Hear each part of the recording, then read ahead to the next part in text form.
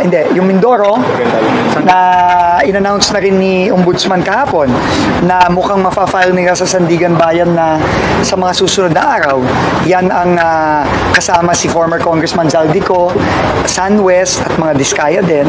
So, dun pa lang sa dalawang kasong yon, ang bigang ko na halos 40 tao na yung yan ang mga unang-unang makukulong. Sir, nakikita ba natin na may Kasi non-bailable yung mga kaso eh. May magpapasko siyang ulungan? Ako, natin yun? base na rin sa sinabi ni Ombudsman kahapon, pretty much sigurado na yun.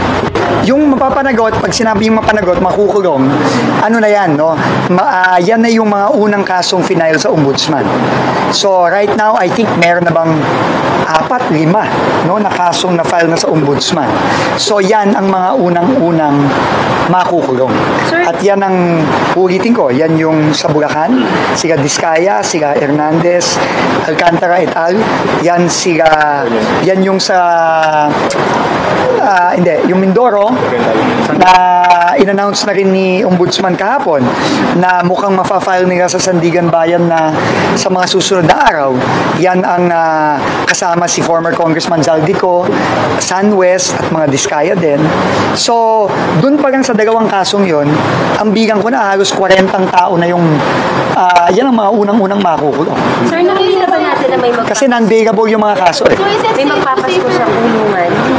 Ako, natin yun? base na rin sa sinabi ni Ombudsman kahapon, pretty much sigurado na yun. Sir, No? At ako, ang bigang ko personally, dun sa dalawang kaso sa La Union, ay sa Mindoro at sa Bulacan, 26 sa Bulacan and roughly mga 15 ata sa Oriental Mindoro. So, dun pa lang, 40 na yun. Subject of the So, nagpatawag po ang ICI ng isang command conference with the AFP, the PNP, and yung NBI. Nandyan din ang DOJ, at syempre DPWH at ICI. So, ang goal is to coordinate and validate yung current lists natin. Alam nyo naman, merong current list tayo, yung priority natin, yung mga suspected ghost projects. So, iniikot na yan ni General Asurin, ni Undersecretary Bisnar, at ng NBI, ng PNP at AFP. So, ang purpose ng meeting na to is paano mapabilis lalo at ma-expand yung coverage. Kasi ang dami. So, ang daming kailangan ikutin all over the country. And sa dami ng mga ibang mga kailangan gawin, kailangan systematic yung pag-iikot. So, and kailangan ma-cover lahat, no? At ma-validate lahat. So, yun ang pinag-usapan kung anong pinakamabilis na gagawin. At syempre, ang DPWH nandyan to support in terms of yung mga engineers on the ground, yung mga documentation na kinakailangan para mabilis ding ma-inspect at ma-validate and syempre, ma-file yung mga kaso. Pero sabi ni General Asurin, punta sila sa Cebu, sa San Isidro. Ano ba yun? May plano ba gano'n?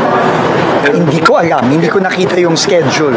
So, alam ko marami silang mga pupuntahan sa mga susunod na araw. Pero at the same time, hindi naman kaya ni General Asurin at ni Yusek Bisnar na mag-ikot sa lahat. So, kailangan talaga ma-assign to sa iba't ibang mga teams. So, yun ang napag-usapan kanina, yung may mga teams na umiikot, pero kailangan bawat team kumpleto ng abogado, engineer, at kumpleto yung access sa DPWH documents. Nahirapan ba doon? Hindi. Tingin ko naman, importante lang yung sistema na nag-uumpisa na naman. Simula nung nag-take over si General Asurin about a month ago. So, may sistema nang in place para mas marami at mabilis yung panikot. Sir, baka people may ask bakit may kailangan na ng sundalo, bakit may mga pulis na, sir? Kasi yun ang sila ang initially na nag-validate, di ba? Di ba yung list na nakuha natin, initial validation nun nanggaling sa AFP tsaka sa PNP.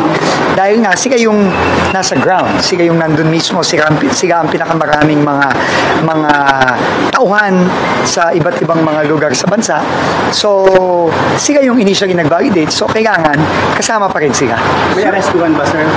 Hindi, pag na-file ng kaso, syempre, pag na-file yung kaso sa Sandigan Bayan at sa mga korte, automatic na yung pag-aaresto, yun ang yung susunod doon.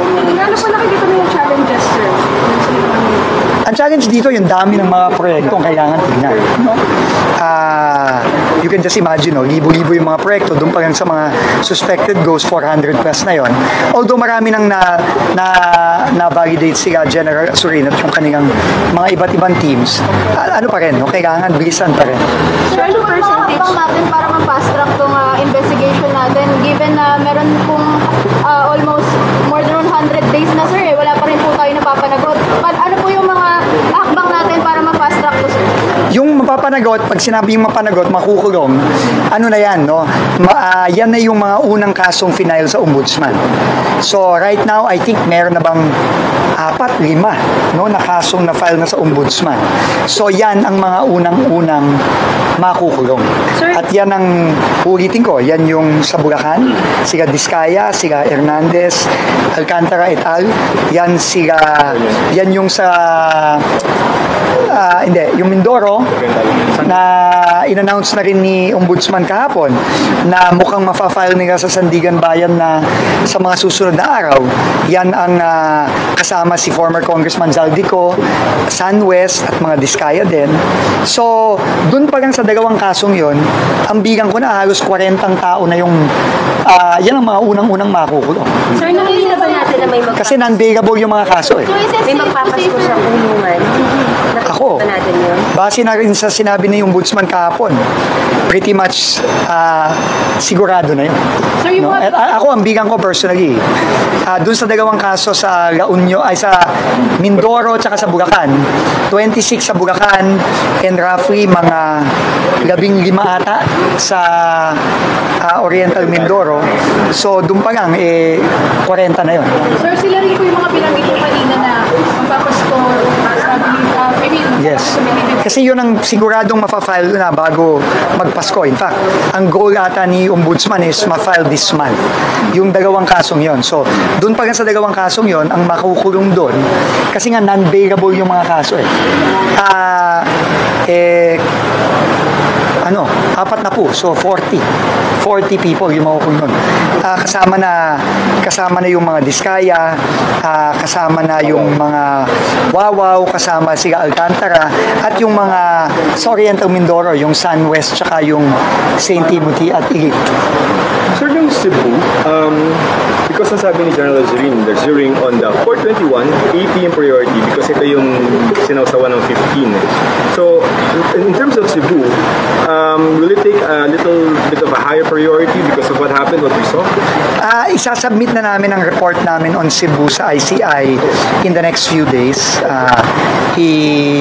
I-refer na namin sa kanila yon. Pero ano yan, no? Alam mo, sa Cebu, ang kailangan talagang tignan dyan, mula alam naman natin, may master plan, di ba? Na pinakita yung Pangulo natin nung nag-briefing kami sa mga officials ng Cebu. 2017 yung master plan na yon. Pero, imbes na yung mga proyekto na nakalagay sa master plan ang implement, hindi yun ang mga in-implement.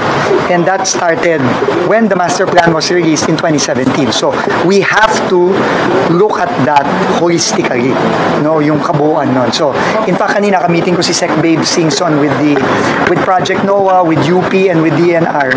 We're already looking at the project components of the master plan and what were implemented and what were not implemented. So, yun. So, hintayin na lang natin yung report namin. Thank you.